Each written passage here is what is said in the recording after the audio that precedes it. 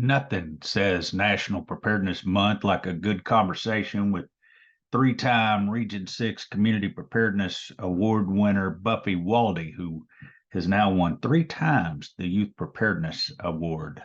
So stay tuned for the hashtag R6 Prepares podcast. I think you'll enjoy. Welcome to the hashtag R6 Prepares podcast. I'm your host, Bill Bischoff, FEMA Region 6 Community Preparedness Officer, and we'll be talking about community preparedness issues that affect Region 6 states of Louisiana, Arkansas, Texas, Oklahoma, New Mexico, and the tribal nations therein. We hope you enjoy the show. Welcome to the hashtag R6 Prepares podcast, and my goodness, this is our third time to do this. Buffy Waldie, you are the Hall of Famer at this point, as our federal preparedness coordinator Randy Michelle says. He says, "My goodness, she wins it every time." This is your third time to be the Region 6 Community Preparedness Award winner in the Youth Preparedness category, and it's kind of all over but the shouting, because we've celebrated it a while back, and we'll have a photo up a little bit in a minute showing the celebration of that at the Texas Division Emergency Management Conference a bit back. But without further ado, congratulations. Well, thank you. I appreciate it. And I can think of no better way to celebrate National Preparedness Month as well, because it's the right time to celebrate your achievement and the achievement of Mart High School Teen CERT, and just the preparedness that you guys do every day, and what you mean to the community of Mart. So let's just get to it. Tell me, how long has Mart High School Teen CERT been up and running, and how did it start? Let's see. I think we started in 2012. A grant was offered to me, and they sent me through CERT training because I have an EMS background, and ended up taking the course and then taking the instructor courses and becoming the only CERT instructor around. So I started our class at school where we meet every day, and it's just blossomed from there. Well, so when you got that's gonna be what, 11 years ago? I think I'm trying to do my math. Yeah. So you had an EMS background before you ever became what I know. You're the Spanish teacher at Mart High School, or that may be one of several hats you wear. But was that the hat you were wearing at the time? Yeah, at the time, I was just the Spanish teacher, and had no medical classes, no fire classes or anything like that until CERT. Super. And but you had an EMS background before then. When did the EMS background start? I got certified in 2006, summer of. Were you already teaching at Mart at that time? It was just something you did in addition to? Yes, that was my first year in Mart. All right. Well, fantastic. So when you got started, how many kids a year would go through the CERT program, and what did it look like, and what does it look like now? Is it a one hour a day, or how does it actually work? Well, our classes are 45 minutes. And up until this year, I've only had them one class, but the first year it was 6 students. And of course, they're grown and married now. Yeah. And here I actually have 44 students, and in 2 groups, plus the ones who've already graduated the program. So it's say that again. It's grown a lot. It's changed a lot. We pretty much stuck to the original curriculum in CERT at the very beginning. And then as time grew on, we started adding EMT curriculum to it, because we don't have an EMS in Mart. Well, that was my next question. So after everybody goes through the community emergency response training curriculum and does the EMS training, as you mentioned, there's nobody there but you to some extent. It's kind of a pioneer type mentality. How has that worked, and has it been called upon, from time to time? Well, because Mart's so small and there's no EMS, we tend to end up doing things like traffic control. We've done all the local events like your National Night Out, parades, things like that. So instead of having an ambulance come and stage in Mart for emergencies, we're the ones who kind of handle all the little mishaps and accidents that kids tend to have while we're there. Car accidents, you're called Yeah. out on a car accident. If somebody has an accident at the football game, is that what we're talking about? Yeah, we've done the football games. We've actually worked car accidents and just happened to be there. We've worked with the city on being the medical staff during citywide events, traffic control. We've passed out water when it's really hot or there's water issues, things like that. And then we do a lot of things at the school. Right. Well, so you've got these young people that are able to step up and help in the community, but what are they doing in the school? Because as I understand it, as you're training them, they're training the rest of the student body. How's that work? Well, they get CPR trained, and then they go out and they teach every student on our campus, and that's grades 7 through 12, plus the staff, how to do CPR and work an AED. Oh, goodness gracious. So if they're walking down the hall and they see somebody fall, what are they doing? They know exactly what to do. They've handled everything from falls, breaks, seizures, diabetic emergencies, random sick people, teachers with high blood pressure, all kinds of things like that. They tend to do it. We have one nurse for the whole district, and she tends to stay at the elementary school. So our CERT students tend to come in and handle emergencies until she can get there. Love it, love it. And like we said, this is the third time you and Mart High School Teen CERT have won this award, and it's not even, that's in the Region 6 Community Preparedness Awards. I recall that back, some years before we started our awards, maybe it was 2014, 2015, something like that, that y'all won the National Individual and Community Preparedness Awards. Back Yeah. when they still had that. So Yeah, it was 26. yeah. So tell me, how have you seen the program, at least at Mart? How have you seen it change in the 11 years that it's been going? What started, and what'd you see going and go, my goodness, we've got a good little fire going? Or maybe that's not the right way to go during National Preparedness Month. We've got a great little curriculum going, a great little training going, and then to see where it is now. What have you seen change over the years, and what's been good, what's been bad? As far as change, what's been awesome is the amount of people who want to come in and visit with our CERT group. At first, it was just me, and sometimes paramedics, but now I've got paramedics, police, fire departments, blood drive people, all kinds of different people want to come speak to our students and kind of recruit them.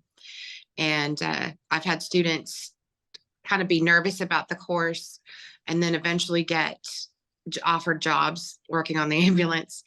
And most of my students end up going into nursing and police, fire, EMS, those careers. So seeing them be really nervous as, say, a sophomore and just trying to get through everything. And then now everybody's like, I'm going to do this for a living. This is what I want to do. I'm going to take all these FEMA courses. It's really cool. That's been the thrill on my side as well, to go into, because I always feel like I'm kind of a scout, and I'm able to go into these places like Mart and where we just were a little while back, Otoe, Missouri nation, and go, oh goodness. So the things that are being taught today are leading to the professions of tomorrow. And I see it everywhere, particularly in the rural areas. I mean, more so than any place else. That's where I keep hearing that story. Oh yeah, we went through CERT. we were really struck by first aid or instant command or whatever, fire suppression, and that was when I knew that's what I wanted to do. And it's a story that keeps on getting told because it keeps on getting lived. And that's why I'm always thankful when I talk to somebody like yourself, that's the one that's empowering and enabling that. So thank you again. Well, we're in very ready, into career readiness and preparing kids for life outside of school, whether it's college or the workforce. And I think our program really, really gives them an idea of what they might want to do in the future. Super. When you, I have known of you for years, and when people call me within the state and throughout the region and say, we would like to start a CERT program at our high school, I typically say, all right, now, I'm a scout. let me find somebody. And a lot of times that somebody has been you. What do you tell people that are interested in doing what you do at Mart, who want to start that CERT group? Well, I tell everybody who contacts me, and it's usually 2 or 3 people a week, that they absolutely have to have buy-in, and whoever is going to be in charge of this program has to have buy-in, as well as your instructors, and they have to fully believe in it. And once they do, it tends to take off. And your students, they really love to be involved in things, and they really want hands-on stuff. They sit through math, science, English, history, and they sit there and get talked to. So when they get a chance to put hands on people and actually practice treating people and doing things with their hands, they tend to love it. And then they tell their friends, and they tell their friends. And when they see us do things in campus, everybody's like, I want to join, which is why our team is so big this year. Yeah, I love it. That's what I recommend, is having buy-in and just sticking with it. Because it's a lot of work to get started, but it's absolutely worth it in the long run. And I keep thinking about it, though. It is a one-person show, at least in Mart. Is it something that you would think might be better as a 2, 3, 4-person show? Or, for you in a smaller community, maybe it's best, and maybe it works just great with you. But do you normally, are you at that, sometimes that place where you go, oh, to have another set of hands, another pair of hands would be very helpful? This year, yes, because we have so many students. I have 2 classes plus the group that finished last year, and it is a lot of people for us. So having an assistant or somebody else to help would be great, but I really don't need it. Students who graduated the program tend to come in and they help instruct, they help teach things, they help the students with issues, having problems. And they're the test dummies, that kind of thing. So they come in and help, and that makes a huge difference. And it keeps them involved. And that's the other thing, that if you have students who are done with the program, you need to find a way to keep them involved. And that is the best way to do it. I've got to ask you now, because your business and my business are hitting the same places, because we've come to know a lot of the same people. I want to say it's been a year or 2 since now. I'm kind of getting ahead of things. Joe Perungao, our partner at Texas Association of Regional Councils of Government, runs the CERT program for Texas, and I know that, and he a lot of times is like, hey, what do you think? Who should I call? We'll commiserate, because Texas is such a big state, and we'll try to figure out who's good for which situation. But a lot of the time, if it's dealing with CERT or youth preparedness in particular, it's going to be, I think it's time to call Buffy. So, and I know that Joe has spoken glowingly about you and your willingness to step in and share with other programs, other areas inside the state. And I know that led us both to recommend to the National CERT Association that you be their youth preparedness subject matter expert. So now you've been that for the last couple of years, and you're having your impact there. What have you thought about that? You just came back from the most recent National CERT Association Do you see them moving ahead with youth preparedness, or are they still mainly in adult CERT, I guess I would say? Well, I think the amount of interest that we've had in youth preparedness has grown. And I'm constantly being contacted by people who are in NCA who want to start programs like ours. And which is why I present at the conferences. So many people are interested in doing it. And I really think that's where a lot of these kind of programs are headed, is to where young people are, because we're going to retire someday. And we need people who are going to be reliable and who know what they're doing to take over our position. So train them young, get them into volunteering and being a part of their community, and they're more apt to be involved in things like CERT or MedCore or those kind of programs. I love it, and I love that you're having that impact there. I most recently saw you. Well, let's just go back for a second. So my partner, our partner, I should now say, James LeClaire of the Oto, Missouri, said, don't know how you can help, but I'm certainly needing people. And I said, well, I do, just off the top of my head, know somebody that may be willing and does deal directly with youth. And the next thing I know, you are there. So when I came in, what did you what was your experience at the Young Warrior Teen CERT camp there that the Oto, James LeClaire and the Oto, Missouri hosted in Red Rock, Oklahoma? I loved it. I thought it was well organized, well put together. They added in a lot of cultural things for their tribe, and that was absolutely fascinating. They had language people, foods, people come talk about the language. And as a cultural language person, I loved it. The students seemed pretty interested, and it was more of a family atmosphere. James really knows what he's doing, and the instructors were incredible. And I think those kids really had a good time, but I was blessed to be a part of that. Well, good. And the thing is that there you are, you're giving of yourself to that group, and you're walking away. I think you, like me, walk away with something going, oh, I was in a rare, not everybody gets to embrace that culture and get to be upfront with it and just kind of observe and be a part of for that moment. It was just beautiful to be a part of it, enjoying the food, the culture, and as people are learning things that they're going to need the rest of their lives. So moving even before that, because I'm doing this thing where I go, man, I'm a scout, but I'm also a connector.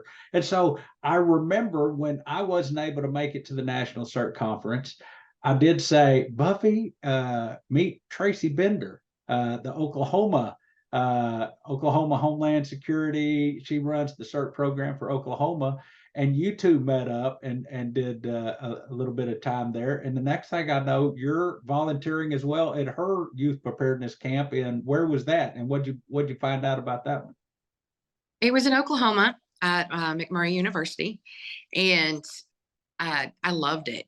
I mean, she is an amazing person, just inside and out, emergency management stuff and personal stuff. She's absolutely amazing.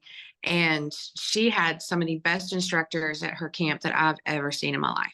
Yeah. And the experiences those kids got were, I was really kind of jealous, because we had the black room with all the smoke, and they got to put out fires and rescue people, and they find people, and EMS came, and the flight medics came. It was really fascinating. And some of those kids were, if they finished the program, the college was going to offer them a couple of college credit hours for completing the course. So that was another benefit for them. But if you want really good camps, Tracy's and James both put on amazing, amazing programs. And that's what I find over and over again, because I'll go to them and I get to sample a little bit from each camp, and everybody has something. But the more that we're able to share that with one another, the better we all get. And I've seen that, Tracy shared with James and vice versa, and Gary Reagan out of Arkansas has shared what he knows and taking stuff from. And that's the beautiful thing about Region 6 and the CERT and Youth Preparedness Program is it's one big I don't know if I want to say quilting project or if it's a bridge club or white elephant deal. I don't know, but it just works because we all slowly but surely get to know one another and share best practices and lessons learned. So that's been fantastic, and nothing illustrated that to me more than when I saw you at the that was in Tulsa at the Item C conference, the Intertribal Emergency Management Coalition conference, which was again funny because I was standing there at the registration desk when you walk in and I think you're wearing your Young Warrior Teen CERT Camp shirt and James LeClaire, of course, the P.T. Barnum of the Oto, Missouri tribe had invited you to come to the deal, and so I didn't know until I think then that I was going to see you, and it was a pleasant surprise. But what got me even more was when they said, "Now, which tribe are you with?" And you, without a moment's hesitation, said, "Well, Oto, Missouri." And because James had invited you, and they started talking grants with you at registration. Somebody there was interested in that, and you sat down and visited for a few minutes. And I know later that when you talked to James, you said, "I may have accidentally just scored you some grants." So and it was like, "You doing me right, sister. You're doing me right." That was. I've had the pleasure of being on a number of panels over the years at conferences and workshops and this and that. But that was one of my favorite in at least recent history, because we all spoke, you, me, James LeClaire, Tracy Bender, and our facilitator was our tribal liaison, who is also used to do youth preparedness and CERT at the Choctaw Nation, Dempsey Craft. And it was just impressive for everybody to share what they knew, because neither me, you, nor Tracy Bender. Now I'm talking about myself. I'm not seeing any tribal blood come up on Ancestry DNA.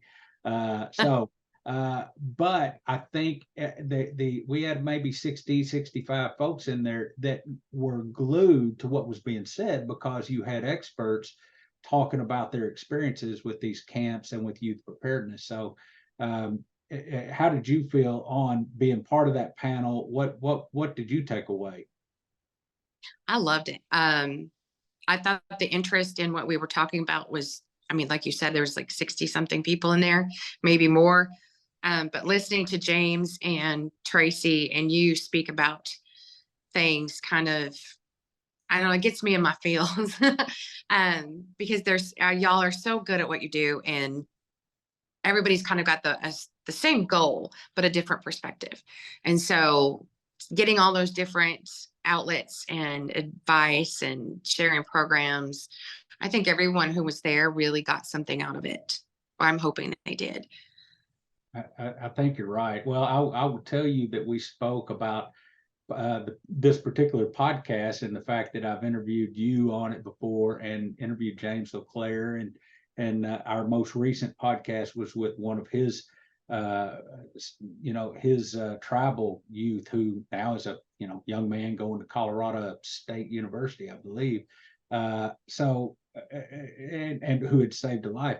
It was interesting because I brought that up saying, we now have 26, and this will probably be our 27th episode of folks talking about CERT and youth preparedness and the like. And each of them shares their perspectives, and it may help. Well, I'll be doggone, within a couple of days, we had about 65 new views. So it was fascinating to me that we were able to get that.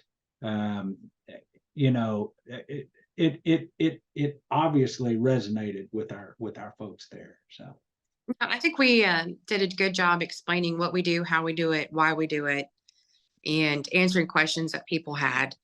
I think that's how you're going to learn, is talking to the people who do it. Right. And I think there really hopefully impacted people who wanted to start programs like ours. I think you did. Well, I've got to thank you. I mean, you've been a resource for Texas. You've been a resource for Mart. You've been a resource now for the region across the way, across the 5 states, and now into the tribal world, even to the other states. Everybody knows your name because you've been so helpful in every direction. What's next for you? Well, I've got school year just started, so I have lots of newbies, and they're super excited to get started and do some things. They're ready to carry people on stretchers, and they're excited. So that's where we're at, and then we're kind of going to see how things play out. We have homecoming coming up, so hopefully they'll be involved in some of the homecoming activities. They'll be working with our new police chief at school. Mart has new police, so we'll be visiting with them. Limestone County Sheriff is going to come out. Mart Fire Department, they're volunteer. They're going to come out. And hopefully we'll get some other people to come talk to them and spend some time with our kids and continue to work with them and make them a cohesive group. That's what we're working on mostly right now. Super. Well, again, I want to thank you, and I also want to congratulate you for being the Region 6 Community Preparedness Award winner in the Youth Preparedness category, and being now the Hall of Famer. And I just want to say thank you so much, and I'm looking forward. I know I'm going to see you down the road here pretty soon because you've become that resource that is. Pretty soon you'll be worldwide. There'll be something about Elon Musk's or somebody sending you up to the moon. I don't know, but thank you for putting the preparedness in National Preparedness Month, year, decade. So thank you very much. You're welcome. I love it. And I couldn't do what I do without you and Randy Michelle and Joe and all those people. Well, thank you for helping. Thank you for getting it to where we can, use your resources. So thank you much, and we'll see you down the road. Oh, yes, sir. That about does it for this episode of the #R6 Prepares podcast. Please give us a like on our YouTube channel and subscribe there if you will. And likewise, please follow us at #R6Prepares on Twitter. Take care of you and yours, and we'll talk to you next time.